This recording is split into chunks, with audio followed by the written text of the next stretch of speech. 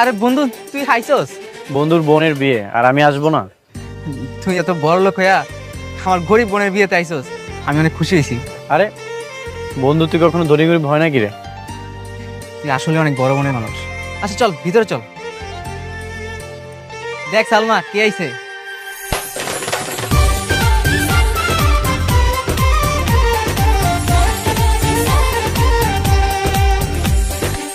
তোরে কইছিলাম না আমার বন্ধু আদনান আইবো, এই যে আদনান বন্ধু, আমার বোন সালমা। আসসালামু আলাইকুম ভাইয়া। ওয়ালাইকুম আসসালাম। আচ্ছা থাক তাহলে, যে কোনো সময় কাজে আয়া পড়বো। চল বাইরে যাই।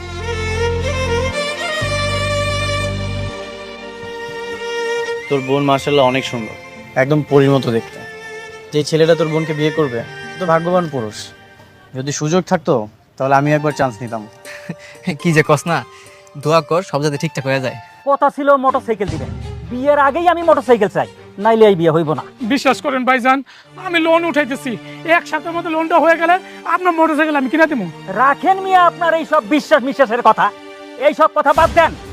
মোটরসাইকেল দিবেন, না হলে এই বিয়ে হইব না। আর একবার যদি বিয়ে হয়ে যায় আমি মোটরসাইকেল পামু? ভাইজান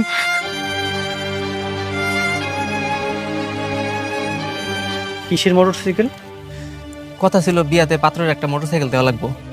এখন সমিতির লোকটা অসুস্থ হয়ে পড়ছে, তো এই সপ্তাহে টাকাটা উঠাতে পারিনি। তার মানে তোরা যৌতুক দিচ্ছিস?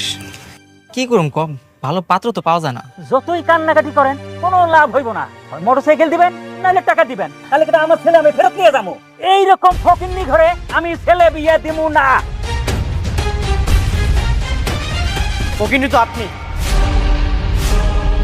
এই যুগে নিজের ছেলেকে বিয়ে করানোর জন্য ভিক্ষুকের মতো ভিক্ষা চাইছেন? আমি ভিক্ষুক? হ্যাঁ আপনি ভিক্ষুক। না না, আপনি ভিক্ষুক না, তাহলে তো তাদেরকে অপমান করা হবে। আপনার কি লজ্জা করে না আপনি যে যৌতুক চাইছেন? একটা মানুষ তার আদরের মেয়েটাকে আপনাদের হাতে তুলে দিচ্ছে, আর আপনারা কিনা টাকা চাইছেন? আদনান চুপ কর। ভাইজান কিছু মনে করেন না, ও তো ছোট মানুষ, তাই এই কথা বলে ফেলছে। আঙ্কেল চুপ করেন। এরকম ফ্যামিলিতে আপনার মেয়েকে যদি বিয়ে দেন, ওর ভবিষ্যৎটা শুধু শুধু নষ্ট হবে। ওদেরকে এখান থেকে বের করে দিন, আপনার মেয়ের জন্য খুব ভালো পাত্র পাবেন। এত বড় অপমান, এরপরেও কি আপনার মনে হয় এই মেয়েরে আমি ছেলের বউ বানাবো? অসম্ভব। আরে রাখেন আপনার বিয়ে, 5 মিনিটের মধ্যে এখান থেকে বের হয়ে যান, আর অন্য কোথাও যে ভিক্ষা করেন যান। এই চল, এই ছোট লোকদের বাসায় আন না। আয়।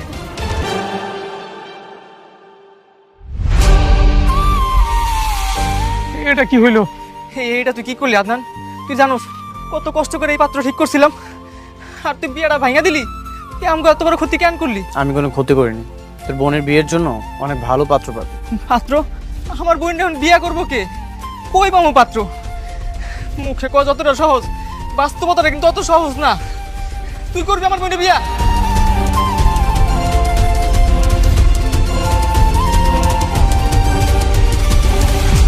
হ্যাঁ আমি বিয়ে করব।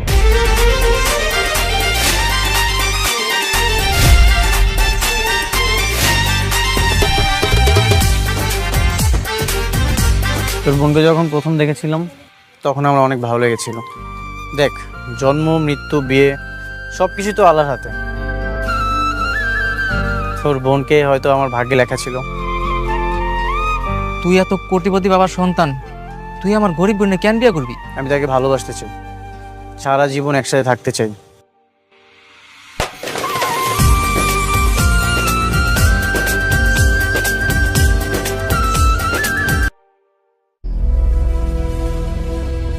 তোমার বাবা কি করেন? ওর বাবা আদনান, তুমি যাকে বিয়ে করে এনেছো সে কি কথা বলতে পারে না? বাবা, যাকে প্রশ্ন করেছি তাকে কথা বলার সুযোগ দাও, বলো। মানে আমার আব্বা, আমরা যে বস্তিতে থাকি এর পাশে যে বাজারটা আছে ওইখানে সবজি বিক্রি করে। বাহ, বিউটিফুল। আফতাব চৌধুরীর একমাত্র ছেলের শ্বশুর একজন সবজিওয়ালা।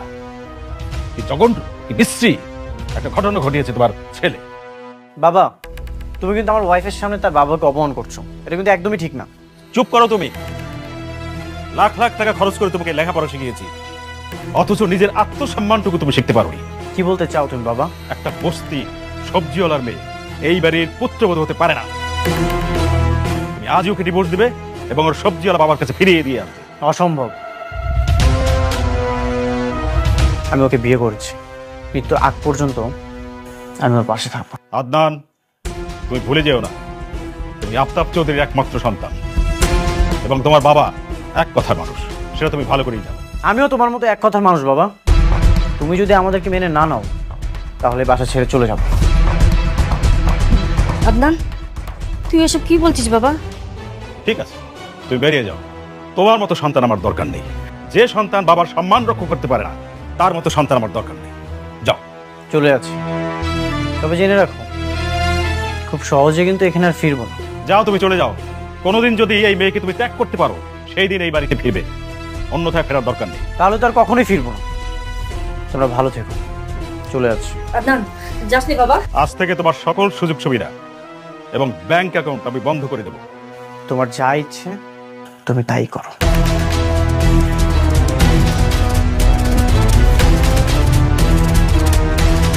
দেখলে তো কত বড় বেয়াদব জন্ম দিয়েছো তুমি।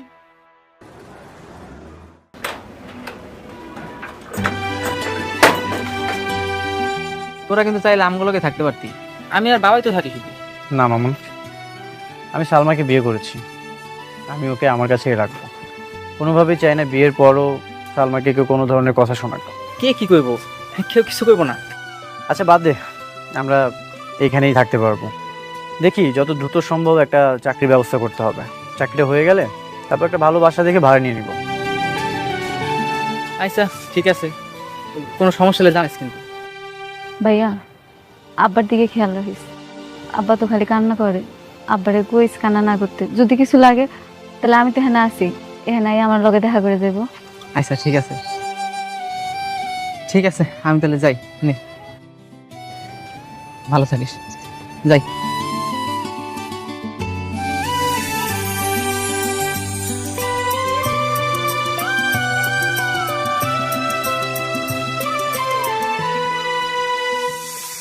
আমার জন্য আপনার কত বড় ক্ষতিটা হয়ে গেল। আপনার আম্মা আব্বা আপনার বাসা থেকে বাইরে করে দিল। আপনার আমার বিয়ে করাটা উচিত হয়নি। তোমার জন্য কেন হবে? সবকিছু হয়েছে আমার বাবার অহংকারের কারণে। তুমি কেন শুধু শুধু নিজেকে অপরাধী ভাবছো? তারপরও আমার বিয়েটা ভাঙা যাওয়ার পরে তখন আপনার হুট করে আমার বিয়ে করতে রাজি হওয়া উচিত হয়নি। আপনি তো আমার থেকে অনেক ভালো মেয়ে পাইতেন। তোমাকে প্রথম দেখেই আমার অনেক ভালো লেগেছিল। বিয়েটা ভেঙে গেছে, ভালোই তো হয়েছে। আমি খুশি মনে তোমাকে বিয়ে করেছি। আল্লাহ যা করেছে, যা রেখেছে ভাগ্যে, আশা করি ভালোই রেখেছে। ইনশাআল্লাহ। আমি সবসময় তোমার পাশে থাকতে চাই, ভালোবাসা দিই। আপনার আমি কথা দিতেছি, আমি সারা জীবন আপনার পাশে থাকবো। আচ্ছা, কালকে কিছু আসবাবপত্র কিনতে যাব। আমার কাছে কিছু টাকা আছে, সেগুলো দিয়ে হয়ে যাবে। আচ্ছা, তাহলে আমিও আব্বারে কমু আমগো কিছু জিনিসপত্র কিনে দিতে। না, বাবাকে কিছু বলবে না, বাবার থেকে কিছু নেওয়া যাবে না। এই বাসাটায় আসার পরে তো এখানে খাট আছে, আরও কিছু আসবাবপত্র আছে। রান্নার কিছু জিনিসপত্র দরকার, সেগুলো কালকে নিয়ে আসবো। আচ্ছা ঠিক আছে।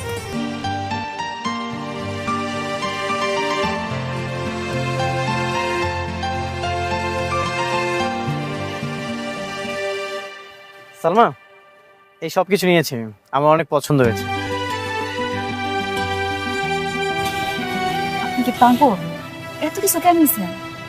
এত কিছু কি লাগবো আমগো? কি বলতেছো তুমি? আমাদের নতুন সংসার না, এগুলো তো আমাদের অবশ্যই দরকার। দেখো, একটাও কিন্তু অপ্রয়োজনীয় না। সবগুলো অপ্রয়োজনীয়। আপনি কেন বুঝতেছেন না? এখন আমাকে হিসাব করে চলতে হবে। তাই বলে আমাদের সংসারটা সাজাবো না? ভাইজান, আপনার হিসাব ঠিকই আছে। ভাবি মানে একটু বেশি কিপটা। না ভাইয়া, আমরা কিপটা না, আমরা গরিব। তা আল্লাহ বাঁচাইলে এই দিন আমগো থাকবো না। ওনার একটা চাকরি হয়ে গেলে আপনার দোকান থেকে সব কিছু নিয়ে যাবো, বেশি বেশি করে নিয়ে যাবো, কথা দিলাম। ঠিক আছে ভাবি। আচ্ছা, কি কি লাগবে দেখো। শোনেন, আমি আপনারা বুঝায় বলতেছি। আমগো আপনি 2টা প্লেট দিবেন, 2টা চামচ, একটা কড়াইয়া দিবেন, আর হচ্ছে একটা ভাত রান্নার পাতিলা দিবেন। এই কটা দিলেই হবে। আচ্ছা ভাবি, ঠিক আছে, দিচ্ছি।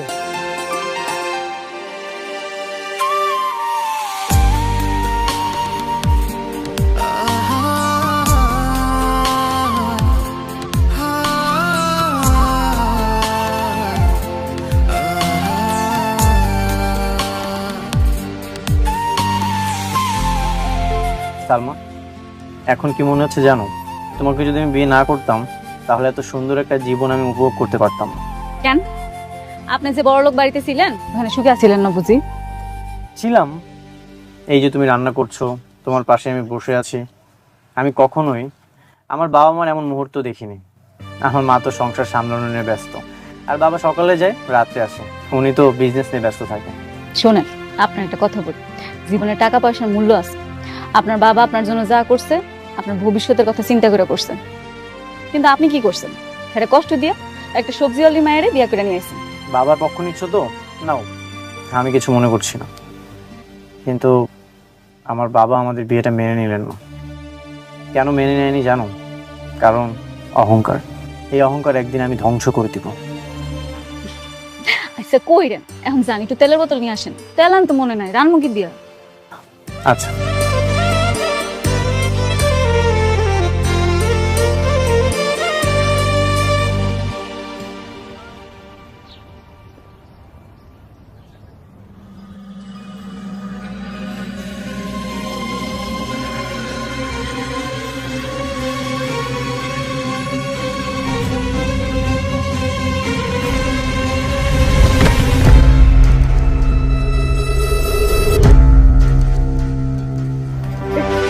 সালমা, সালমা কি হয়েছে তোমার?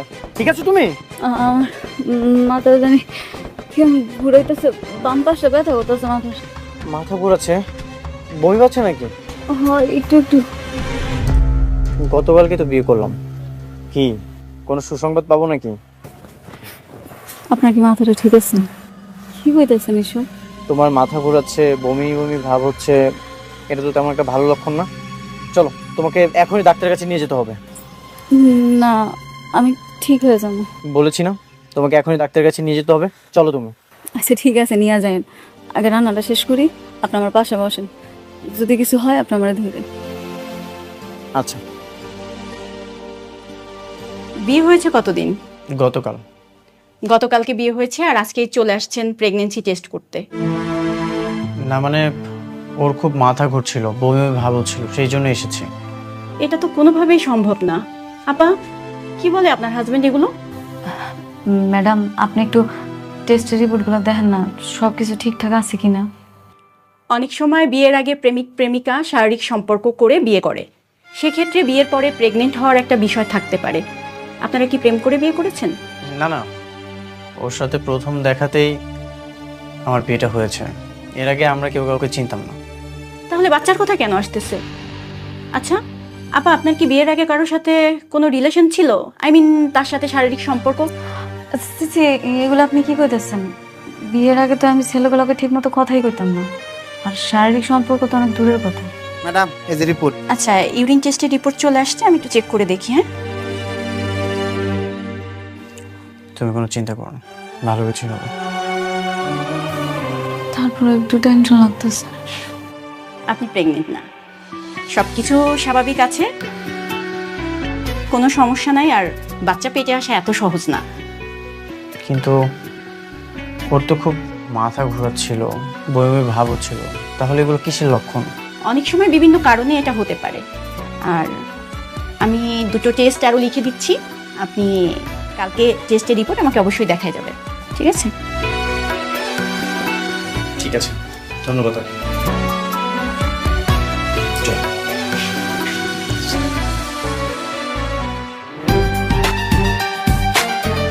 সালমা, দোয়া করো আজকে যেন চাকরিটা হয়ে যায়। চাকরিটা হয়ে গেলে আমাদের অভাবের দিন আর থাকবে।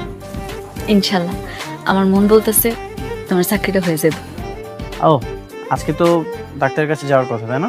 ও হ, সমস্যা নাই, ভাইয়া আছে না, আমি ভাইয়া নিয়ে চলে যাও। ঠিক আছে, তাহলে তো কোনো সমস্যা নেই। সাবধানে যেও, আর আমি রাতে এসে সব শুনবো। ঠিক।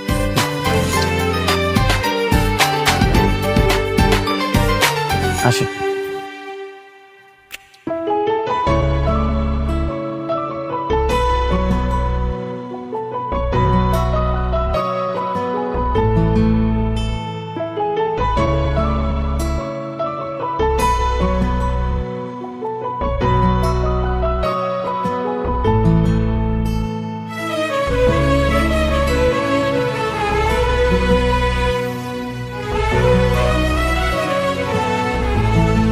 ভাই এখানে কোনো চাকরি হবে?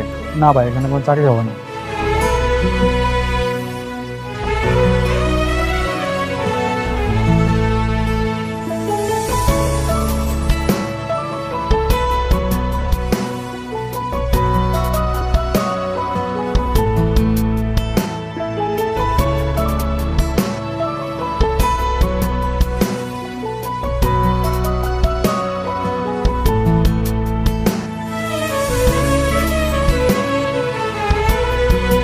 হ্যালো। রোকন, হ্যাঁ বল। আমাকে একটা চাকরির ব্যবস্থা করে দিতে পারবি? খুব ইমার্জেন্সি। কি বলস, তুই চাকরি করবি? আমার তো বিশ্বাসই হচ্ছে না। সত্যি আমি চাকরি করব। বাবার সাথে রাগ করে বাসা থেকে বের হয়ে গেছে। ও আচ্ছা, তাই বল। আমার জানাশোনা আপাতত নাই। তার মানে তুই কোনো ব্যবস্থা করতে পারবি না? না।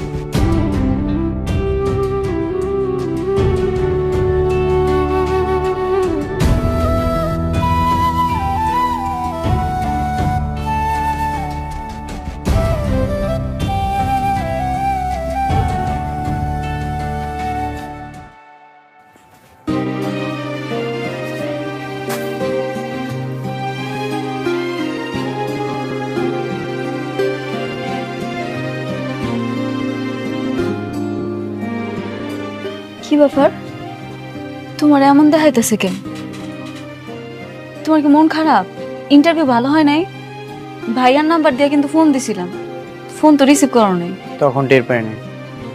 তারপর আমি আবার কল দিয়ে কথা বলেছি। ইন্টারভিউটা ভালো হয়নি। সত্যি বাস্তবতা অনেক কঠিন। তুমি চিন্তা করো না, আল্লাহ ভরসা একটা না একটা ব্যবস্থা হয়ে যাবে। একটা না একটা ব্যবস্থা হবে। সালমা, তুমি ডাক্তার দেখিয়েছিলে? ডাক্তার কি বলেছে? হ্যাঁ, ডাক্তার কইছে যে শরীরটা একটু দুর্বল তো, এই জন্য মাথা ঘুরান দিচ্ছে, ঠিক হয়ে যাবে। যাক, তাহলে তো ভালো, কোনো সমস্যা নেই। একটা কথা, বলো। কালকে যে আমরা এত কিছু কিনলাম, চাল তো কিনতে মনে নাই। সকালবেলা যে রান্না করবো, বাসা তো চাল নাই। তুমি চিন্তা করো না, কালকে একটা ব্যবস্থা হবে। আচ্ছা, তাহলে তুমি হাত মুখ ধুয়ে ফ্রেশ হয়ে নাও, আমি তোমার খাওয়ানোর ব্যবস্থা করি।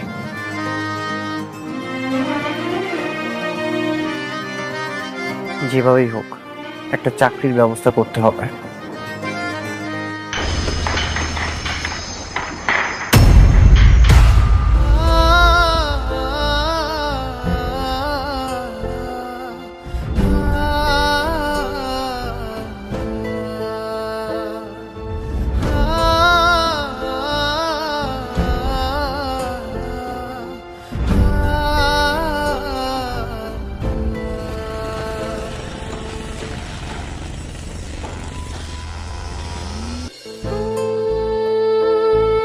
থাক, আর লুকাই দেবো না, দেখছি আমি। পালাবো কেন? তোর এই অবস্থা আদনান, তুই এইসব কাজ করতেছস? তোর বাবা এত বড় লোক, আর তুই আমার বোনকে বিয়ে করে এখন তোর এইসব কাজ করা লাগতেছে? তাতে কি হয়েছে? কোনো কাজই তো ছোট না। আর তাছাড়া আমি তো ভিক্ষা করছি না, পরিশ্রম করছি। তার লেগে এইসব কাজ? দেখ মামুন, এখানে নগদ টাকা। আমার বাবা তো আমার সকল ব্যাংক অ্যাকাউন্ট লক করে দিয়েছে। আমি চাইলেও কোনো কিছু কিনতে পারছি না, তাই এই কাজ করছি, পরিশ্রম করছি। আমার তো কোনো সমস্যা হচ্ছে না।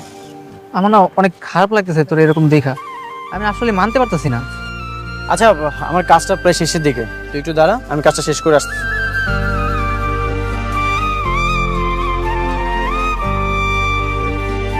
সালমা, সালমা।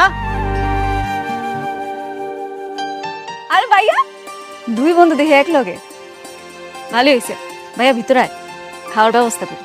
না রে সালমা, খামু না। তোর একটা কথা কইতে আইছি। কি কথা ভাইয়া? আজকে আদনানে দেখলাম রড সিমেন্টের কাজ করে সংসারে টাকা ইনকাম করতেছে। আমি দেখে অনেক অবাক হয়েছি। ও কত বড় লোকের ছেলে, ও আবার কোটি কোটি টাকা, আর ও কিনা এইসব কাজ করতেছে। বাদ দে না দোস্ত, আমাকে কেন বলতেছিস? কাজ তো কাজই। বন্ধু হইয়া বন্ধুর কষ্ট দেখতে অনেক খারাপ লাগে, আর তোর এই পরিণতির জন্য আমরাই দায়ী। কি যে বলস, তোরা কেন দায়ী হবে? ভাইয়া ঠিকই কইছে, সব দোষ আসলে আমার।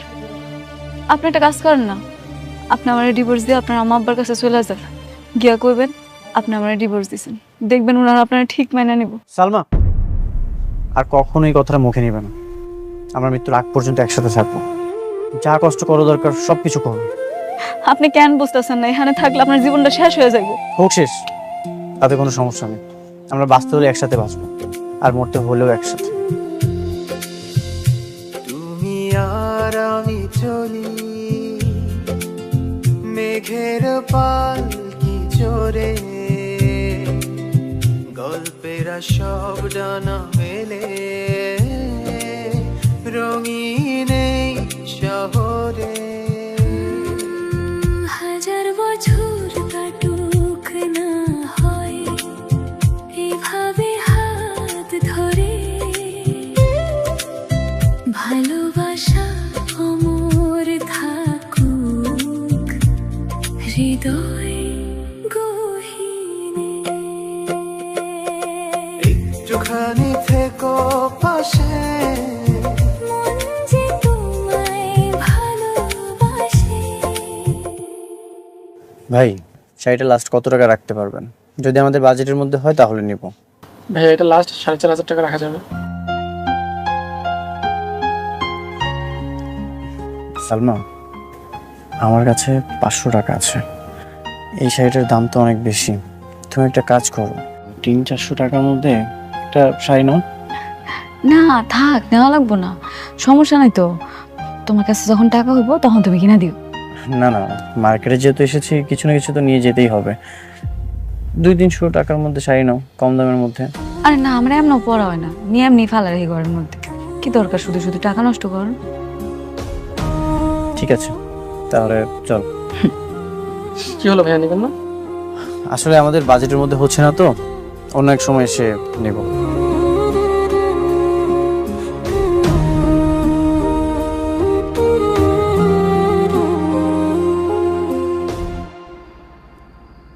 সালমা, আজকে তোমাকে শাড়িটা কিনে দিতে পারলাম না, মন খারাপ করো না। আরে না, মন খারাপ করুন কেন? যখন তোমার টাকা হইব তখন তুমি আমার কিনে দিও। আচ্ছা ঠিক আছে। আমি না কখনো অভাব বুঝিনি, এইভাবে যে জীবনে সংগ্রাম করে চলতে হয় এটাও আমি কখনো ভাবিনি। যাই হোক, তবে এই জীবনটা আমি বেশ উপভোগ করছি। ঠিকই বলছো, জীবনে কষ্ট ছাড়া না সহজে কিছু পাওয়া যায় না। আচ্ছা, সকাল 7টার দিকে আমাকে ডেকে দিও, দেরি হয়ে গেলে তো অনেক রোদ উঠবে, তখন কাজ করতে কষ্ট হবে। আচ্ছা ঠিক আছে, ঘুমাই পড়ো। আচ্ছা।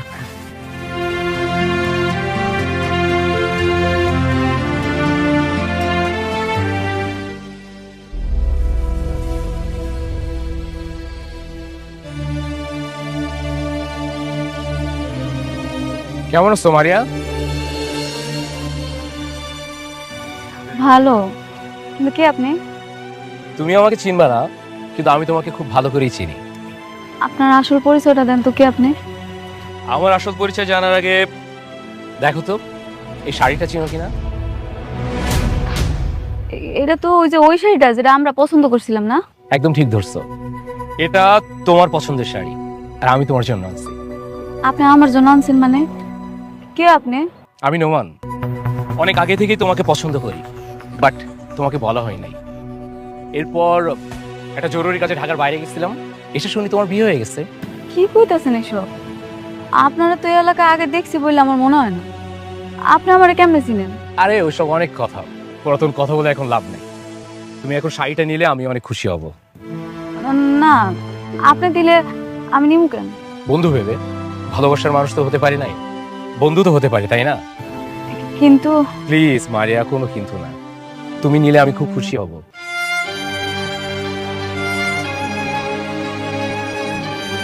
Please. Thank you so much. আচ্ছা আমি আসি। ওকে, আবার দেখা হবে আমাদের।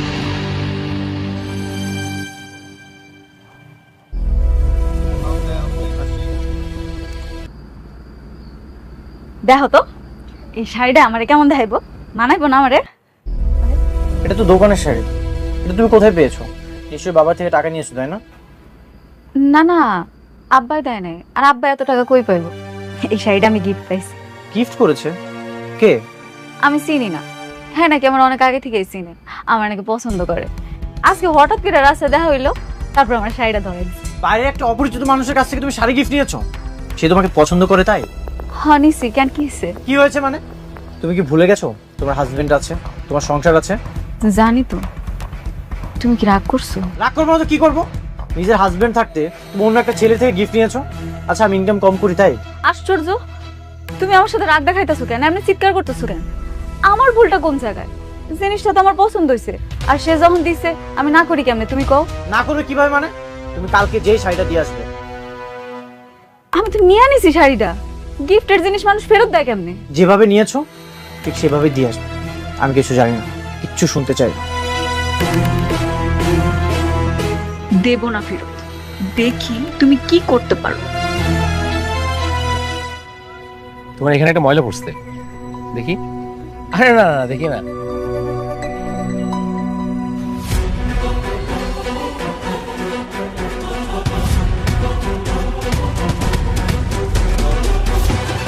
সালমা,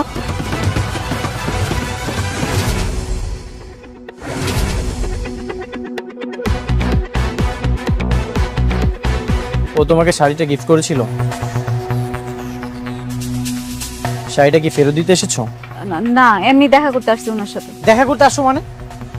তোমাকে না আমি বলেছিলাম শাড়িটা ফেরত দেওয়ার জন্য? কেন রে ভাই, ও শাড়ি কেন ফেরত দিতে যাবে? একটা মানুষের শখ থাকতে পারে না যে সুন্দর একটা শাড়ি পরার? আমি আমার ওয়াইফের সাথে কথা বলছি, তুমি এখানে কথা বলার কে? উনি ঠিকই বলছে। উনি আমার সব কইরা শাড়িটা দিছে, আমি কেন পরবো না? আমি অবশ্যই শাড়িটা পরবো। আমি শাড়ি ফেরত দিব না ওনারে। সালমা, তুমি সামান্য একটা শাড়ির জন্য আমার সাথে ঝগড়া করতেছো? সামান্য শাড়ি মানে? আরে এই সামান্য শাড়ি তো তুমি তার কিনে দিতে পারো না। আমার বোঝা শেষ, তোমার সাথে থাকলে এর জীবন একদম শেষ। কোনো জীবনের স্বাদ আহ্লাদ কোনো কিচ্ছু থাকবে না। আমি কি পারি না পারি সেটা আমি খুব ভালো করেই জানি। সালমা, তোমার জন্য আমি সব কিছু ছেড়ে চলে এসেছি, এত কষ্ট করে সংসারটা চালাচ্ছি, আর তুমি পরকীয়া করছো। হ্যাঁ করতেছি, আমি বুঝতে পারছি। তুমি সামান্য শাড়ির জন্য আমার সাথে যে ব্যবহারটা করলা, ভবিষ্যতে তুমি আমার লগে আরো খারাপ ব্যবহার করবে। তুমি তোমার রাস্তা মাপো, আর আমি আমার ব্যবস্থা করব। ব্যবস্থা করবে মানে? তুমি কি আমার সাথে থাকবে না? আরে বাংলা কথা কি কানে যায় না? ও বলছে তো তোমার রাস্তা মাপতে। তুমি ওর জীবনে কি দিছো? বাজার করার টাকা আছে তোমার কাছে? বাজার করার টাকাই তো তোমার কাছে না। তুমি কি করবা জীবনে? যাও রাস্তা মাপো, যাও। বেঈমান, প্রতারক। হ্যাঁ আমি বেঈমান প্রতারক, তুমি যাও।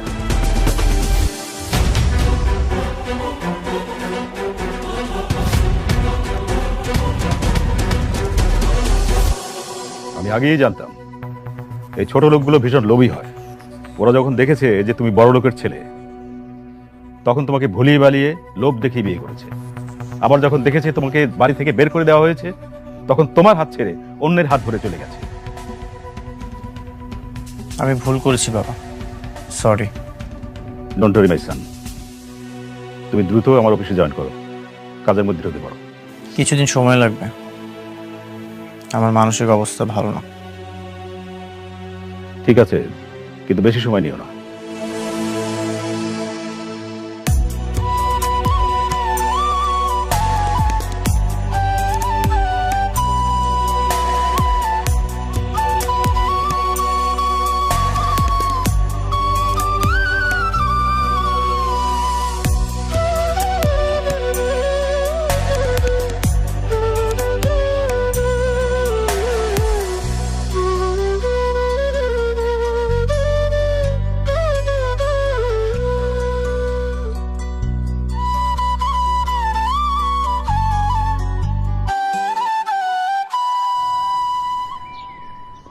খাও।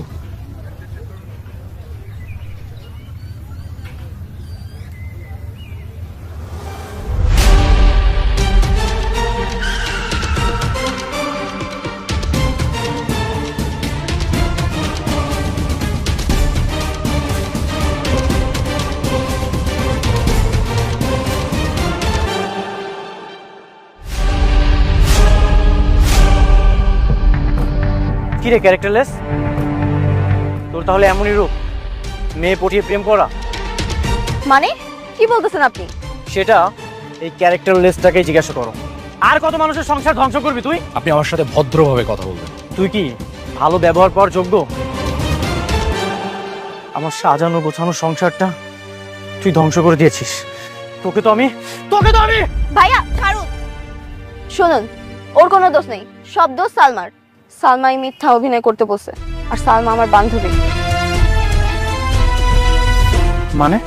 আমি তোমাকে বলেছিলাম যে এই সব ঝামেলার মধ্যে আমি জড়াতে চাই না। দেখছো এখন কি হইলো?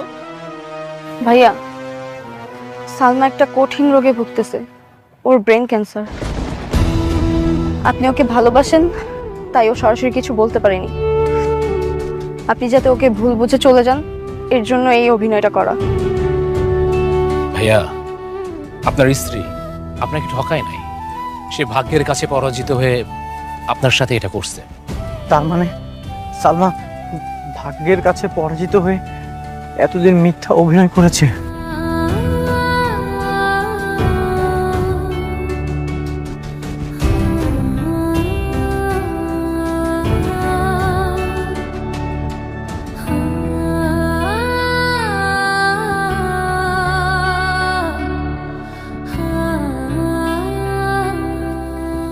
সালমা, সালমা! আদনান, তুই? সালমা কোথায়? ঘরেই আছে। তুই আবার আইছিস কেন? সালমার যে এত বড় একটা রোগ হয়েছে, তুই তো আমাকে জানাতে পারতি। তুইও আমাকে জানালি না। সালমা চাই নাই তুই এগুলো যাই না কষ্ট পাস। আচ্ছা, সালমা কোথায়? সালমা, সালমা!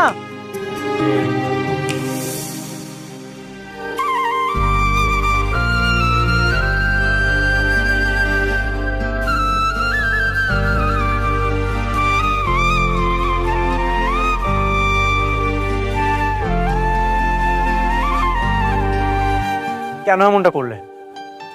আমি কি তোমার কষ্টটা ভাগ করে নিতে পারতাম না? তুমি জানো না আমি তোমাকে কতটা ভালোবাসি। কেন মিথ্যা অভিনয় করেছো? কেন তুমি আমাকে ভুল বোঝালে? তুমিও তো আমাকে জানাতে পারতে। আসলে তুমি আমার মায়া এতটা জড়াই গেছিলা, আমি না অনেক ভয় পাইতেছিলাম।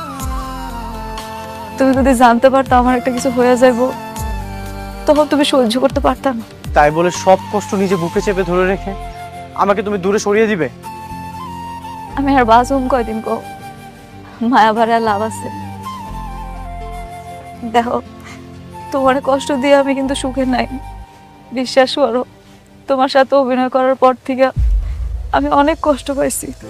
আমি একটা রাত্রও ঘুমাইতে পারিনি। আমি তোমাকে অনেক ভালোবাসি। তুমি যতদিন বাঁচবে আমি তোমাকে আগলে রাখবো, আমার কাছে রাখবো।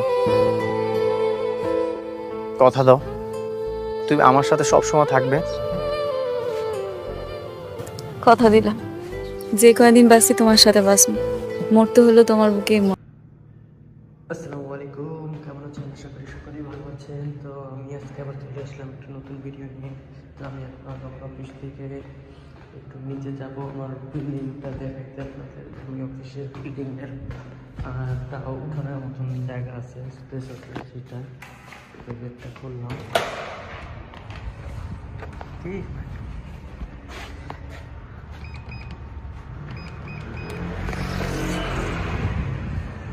তো কাঁচের গেট খোলা শেষ। এখন থেকে লিফটে করে নিচে চলে যাবো। লিফটে আমরা এখন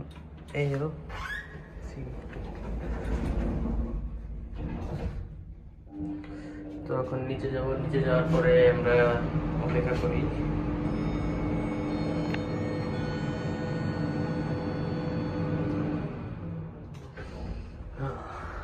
এসে পড়লাম নিচে। মানে এই বিল্ডিংটা একটু অদ্ভুত। সামনে দিয়ে দেখা যায় এলাকা মানে গ্রাউন্ড ফ্লোর, বাট পিছন সাইডে আসলে তখন সেকেন্ড ফ্লোর হয়ে যায়। দেখছেন এই উপরে সেকেন্ড ফ্লোর। এই হচ্ছে অবস্থা। তো এই হইল বাগান। এখানে লেবু গাছ আর কমলা গাছের ভরা। তো এখন এখানে একটু বইসা থাকবো, বইসা কিছুক্ষণ দেখি কি করা যায়।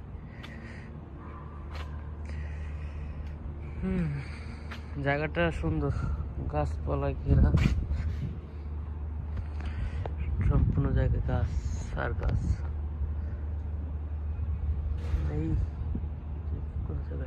এগুলো কমলা গাছ, এগুলা এই যে কমলা হইছে, আপনাদের দেখাইলে দেখবেন এই যে ছোট ছোট কমলা হইছে, এগুলা পেকে যাবে। তো এখানে বেসিক্যালি কমলা বেশি কেউ খায় না এদেশে আছে দেখে খায় না।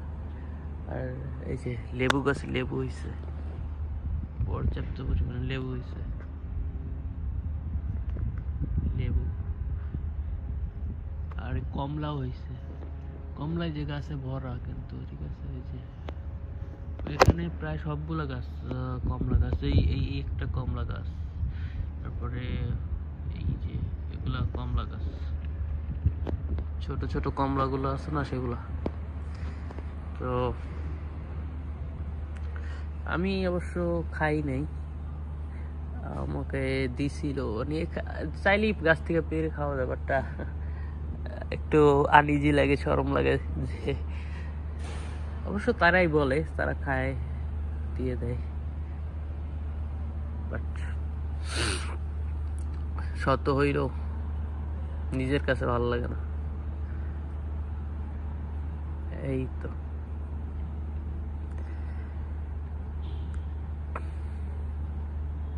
এখানে বেশি কিছু বলার নাই, অনেক দিন পরে ভিডিও করতেছি আর আমার ভয়েসটা দিতেছি, ভয়েসটা হয়তো ক্লিয়ার শোনা যায় কিনা বলতে পারি না, চেষ্টা করব।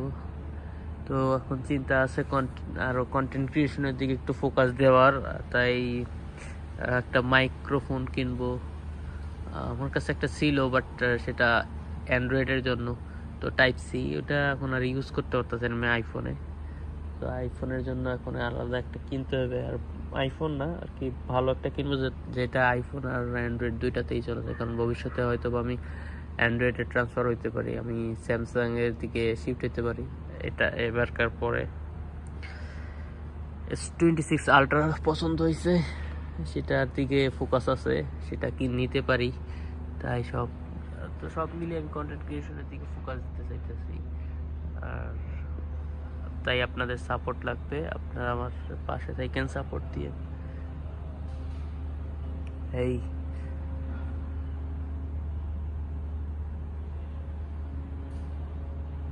আকাশে ড্রোন উঠতেছে, হয়তো অনেকেই জানেন না বা জানবেন। আমি এখন যে দেশ আছি সেটা হচ্ছে লেবানন। তো লেবানন সম্পর্কে সবারই খোঁজ খবর হয়তো বা কম বেশি জানা আছে, আর না জানা থাকলেও গুগলে সার্চ করলেই পাই যাবেন, ইউটিউবে সার্চ করলেই পাই যাবেন লেবাননের কি অবস্থা। তো এখন আকাশে ড্রোন উঠতেছে, তাও এই দেশের না, অন্য দেশের। তো নামটা বলা যাবে না, কারণ অনেক সময় রেস্ট্রিকশন এসে পড়ে। তো মেন কথা হলো কি, মুসলিমদের শত্রু।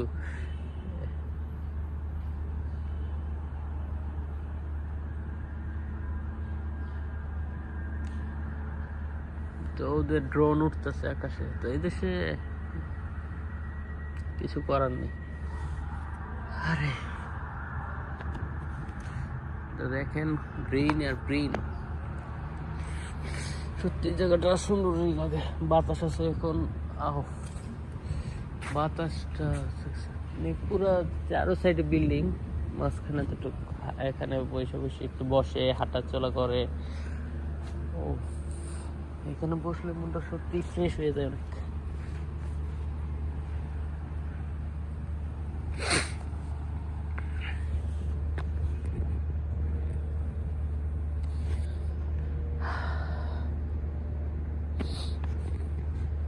অনেক সুন্দর বাতাস, খুবই দেরে গেছে। এখন একটা বিছানা থাকলে সেই সুন্দর ঘুম হইতো, বাট কিছুই করার নেই।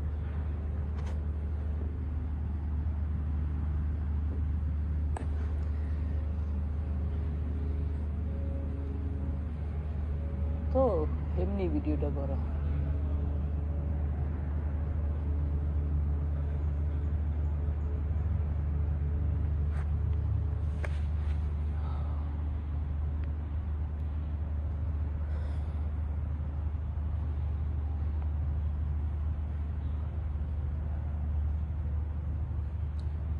এখন এখান থেকে যাবো একটু সুপার মার্কেটে যেয়ে দেখি খাবারের কিছু জিনিসপত্র রাখতে পারি কিনা। অবশ্য সকালে খাবার খেয়েই আসছি, এখন দুপুর হয়ে গেছে, তো হালকা পাতলা এখন কিছু খাবো, তারপরে আবার অফিসে চলে যাবো, যা ভিডিও এডিটিং করবো একটু। সব মিলাই কি পরিস্থিতি অদ্ভুত, সবই আছে কিন্তু কিছু একটা নাই, যেটা খুব গুরুত্বপূর্ণ নাই, সেটাই মিসিং। তো যাই হোক, এই পর্যন্তই। সবাই ভালো থাকবেন, সুস্থ থাকবেন, আর আমার জন্য দোয়া করবেন যাতে আল্লাহ তাআলা আমার উপরে তার রহমত বরকত বর্ষণ করে, বাড়ায় দেয়। তো সবাই ভালো থাকবেন। আল্লাহ হাফেজ।